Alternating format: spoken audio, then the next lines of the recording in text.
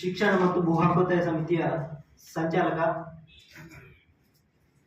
ಮುಖ್ಯವಾಗಿ ನಾವು ಮಾಡಿರುವಂತಹ ಈ ಒಂದು ಏನು ಹಕ್ಕೊತ್ತಾಯ ಸಮಿತಿಯ ಮಾಡಿದ್ದೇವ, ಇದು ಮುಖ್ಯವಾಗಿ ನಮ್ಮ ದಲಿತರ ಸ್ಥಿತಿಗತಿಯನ್ನು ಎಲ್ಲ ಅರ್ಥ ಮಾಡಿಕೊಂಡೇ ನಾವು ಈ ಒಂದು ಸಮಿತಿಯನ್ನು ರಚನೆ ಮಾಡಿರುವಂಥದ್ದು. ಈಗಾಗಲೇ ನಾವು ತಿಳ್ಕೊಂಡ ಪ್ರಕಾರ ಏನು ಅಂತ ಹೇಳಿದ್ರೆ, ಮುಖ್ಯವಾಗಿ ದಲಿತರಿಗೆ ಸರಿಯಾದ ವಾಸವ್ಯಕ್ಕೆ ಜಾಗ ಇಲ್ಲ. ಎಷ್ಟೋ ಜನರು ಭೂರಹಿತರು ಕೂಡ ಇದ್ದಾರೆ. ಇರುವಂತಹ ಜಾಗದಲ್ಲಿ 2ರಿಂದ 3 ಅಥವಾ ಹೆಚ್ಚು ಅಂದ್ರೆ ಒಂದು 5 ಸೆನ್ಸ್ 10 ಸೆನ್ಸ್ನ ಒಳಗೆ ಇರುವಂತಹ ದಲಿತರ ಮನೆಗಳು, ಅದು ಕೂಡ ಸರಿಯಾದ ಯೋಗ್ಯತೆ ಇಲ್ಲದಂತಹ ಮನೆಗಳು.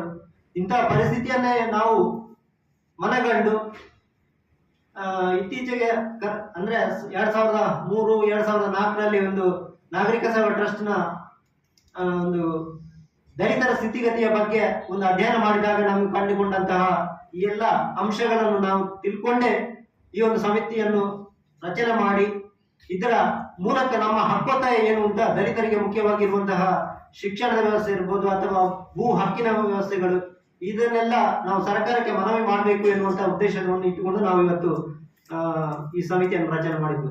ಮುಖ್ಯವಾಗಿ ನಾನು ಹೇಳುವಂತದ್ದು ಏನಂತ ಹೇಳಿದ್ರೆ, ಧರ್ಮಸ್ಥಳ ಗ್ರಾಮದ ಮುಂಡ್ರಪಾಡಿಯಲ್ಲಿ ಮತ್ತು ಧರ್ಮಸ್ಥಳ ಗ್ರಾಮದಲ್ಲೇ ಅಶೋಕನಗರ ಎನ್ನುವಂತಹ 2 ದಲಿತ ಕಾಲೋನಿಗಳು ಇರುವಂತದ್ದು.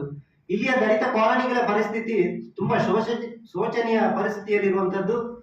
ಅಂದ್ರೆ ಇನ್ನೂ ಕೂಡ 14 ಮನೆಗಳಿಗೆ ಇನ್ನೂ ಕೂಡ ಸ್ಥಳ ರೆಕಾರ್ಡ್ ಆಗದೆ ಇರುವಂತದ್ದು. ಮುಖ್ಯವಾಗಿ ಇದು ಕಾರಣ ಏನು ಅಂತ ಹೇಳಿದ್ರೆ, ಅದು ವೀರೇಂದ್ರ ಹೆಗ್ಗಡೆ ಅವರ ಸ್ಥಳ ಎನ್ನುವಂತಹ ಕಾರಣಕ್ಕೆ ಎಷ್ಟೋ ವರ್ಷಗಳಿಂದ ಅಲ್ಲಿ ವಾಸ ಮಾಡಿಕೊಂಡು ಅಲ್ಲಿಯ ಸ್ವಚ್ಛತಾ ಕರ್ಮಿಗಳಾಗಿ ಕೆಲಸ ಮಾಡಿಕೊಂಡು ಜೀವನ ನಡೆಸುತ್ತಿರುವಂತಹ ದಲಿತರು.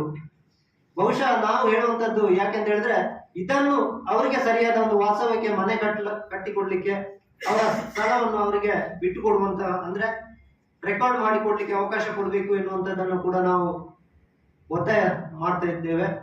ಅಲ್ಲದೆ ಇನ್ನು 2ನೇದಾಗಿ ನಮ್ಮ ಧರ್ಮಸ್ಥಳ ಗ್ರಾಮದ ಮುಂಡ್ರಪಾಡಿ ಎಂಬಲ್ಲಿರುವಂತಹ ಸುಮಾರು 42 ದಲಿತ ಕುಟುಂಬಗಳು, ಇಲ್ಲಿ ಕೂಡ ಹಾಗೆ ಸರಿಯಾದ ಅವರಿಗೆ 10 ಸೆನ್ಸ್ 15 ಸೆನ್ಸ್ ಬಿಟ್ರೆ ಬೇರೆ ಜಾಗ ಇಲ್ಲ.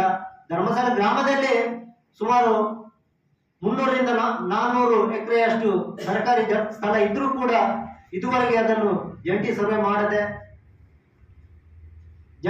ಮಾಡಬೇಕು ಮತ್ತು ಅದನ್ನು 50% ದಲಿತರಿಗೆ ಕೊಡಬೇಕು ಎನ್ನುವಂತಹ ಮನವಿಯನ್ನು ನಾವು ಈ ಸಮಿತಿಯ ಮೂಲಕ ನಾಡ್ದು ನಾವು ಹಕ್ಕೊತ್ತಾಯದಲ್ಲಿ ಮಂಡಿಸಲಿಕ್ಕಿದ್ದೇವೆ. ಅಲ್ಲದೆ ಈ ಒಂದು ಕಾರ್ಯಕ್ರಮಕ್ಕೆ ಈಗಾಗಲೇ ಹೇಳಿದ ಹಾಗೆ ದಲಿತ ಮುಖಂಡರು ಮತ್ತು ಸಂಬಂಧಪಟ್ಟಂತಹ ರಾಜಕೀಯ ಮುಖ್ಯಸ್ಥರು, ಜನಪ್ರತಿನಿಧಿಗಳು ಎಲ್ಲ ನಮ್ಮ ಹಕ್ಕೊತ್ತಾಯಕ್ಕೆ ಸ್ಪಂದನೆಯನ್ನು ಕೂಡ ಕೊಡ್ಲಿಕ್ಕಿದ್ದಾರೆ ಅಂತ ಮಾತನ್ನು ಈ ಸಂದರ್ಭದಲ್ಲಿ ಹೇಳ್ತಿದ್ದೇನೆ.